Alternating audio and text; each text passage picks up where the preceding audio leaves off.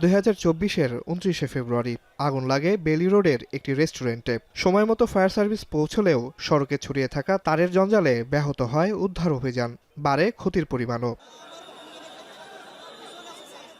এ ধরনের আরও দুর্ঘটনা প্রায়ই ঘটছে নগরীতে। মাকড়সার জালের মতো ছড়িয়ে থাকা তারের জঞ্জাল ঝুঁকিপূর্ণ করে তুলছে নগর জীবন। চলার পথে বৈদ্যুতিক ও সড়কবাতির খুঁটির গা ঘেঁষে ঝুলছে জটলা পাকানো এসব তার।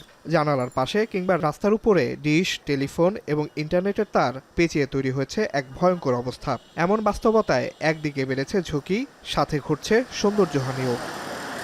এগুলো দেখতে একটা অসুন্দর, তাছাড়া সিকিউরিটির একটা ব্যাপার আছে, যে কোনো সময় একটা দুর্ঘটনা ঘটতে পারে। বিশ্বের কোনো দেশে এইভাবে আর নাই, এইখানে বাংলাদেশে এইভাবেই আছে। নগর জুড়ে ছড়িয়ে থাকা এসব তারের জঞ্জালের সাথে প্রতিনিয়তই যুদ্ধ করতে হয় ফায়ার সার্ভিসকে।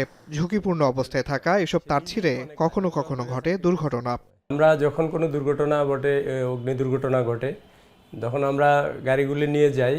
তো যাওয়ার পথিমধ্যেও কিন্তু এই সমস্ত ক্যাবেল আমাদের প্রতিবন্ধকতা সৃষ্টি করে। আমাদের গাড়িগুলোর হাইট সাধারণ গাড়ির হাইটের চেয়ে একটু বেশি, আপনারা জানেন।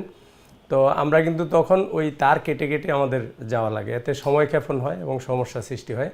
ক্যাবেল অপারেটর কিংবা ইন্টারনেট সার্ভিস প্রোভাইডারদের সংগঠনগুলো এই জঞ্জালের দায় নিতে নারাজ, চাপিয়ে দেন বিভিন্ন সংস্থার সমন্বয়হীনতার উপর। অ্যাক্টিভ শেয়ারিং মানে আমরা হয়তো 100 আইএসপি একটা ক্যাবেলের মাধ্যমে আমরা সেবা দিব। 100 আইএসপি যখন আমি একটা ক্যাবেল দিয়ে ইউজারের দোরগোড়ায় পৌঁছাবো, তখন বিটিআরসির বা আমাদের সরকারের একটা অনুমোদন লাগে অ্যাক্টিভ শেয়ারিং অনুমোদনটা বর্তমানে নাই বিধায় আমাদের কিন্তু ইন্ডিভিজুয়ালি ক্যাবেল টানতে হচ্ছে। নানা উদ্যোগ সত্ত্বেও তারের জঞ্জাল থেকে মুক্তি পাচ্ছে না নগরবাসী। কবে হবে সংকট নিরসন? কে নিবে স্থায়ী সমাধানের উদ্যোগ? পাইলট প্রজেক্ট হিসাবে আমরা একটা ওয়ার্ডে এই কাজগুলি আমরা শুরু করব, যে আমরা কিভাবে তারগুলিকে আরো ডিসিপ্লিন ওয়েতে মাটির নিচ দিয়ে তারগুলিকে নেওয়া যায়, উপরে যেন ঝোলানো তার না থাকে। আউটকামের উপর ডিপেন্ড করে আমরা অন্য জায়গায় আমরা হয়তো ইমপ্লিমেন্ট করার জন্য স্টেপ নিতে পারবো। নগরবিদরা বলছেন, নিয়ন্ত্রক সংস্থার সমন্বয়হীনতা আর সদিচ্ছার অভাবের কারণে নিরাপদ নগরী গড়ে তোলা সম্ভব হচ্ছে না।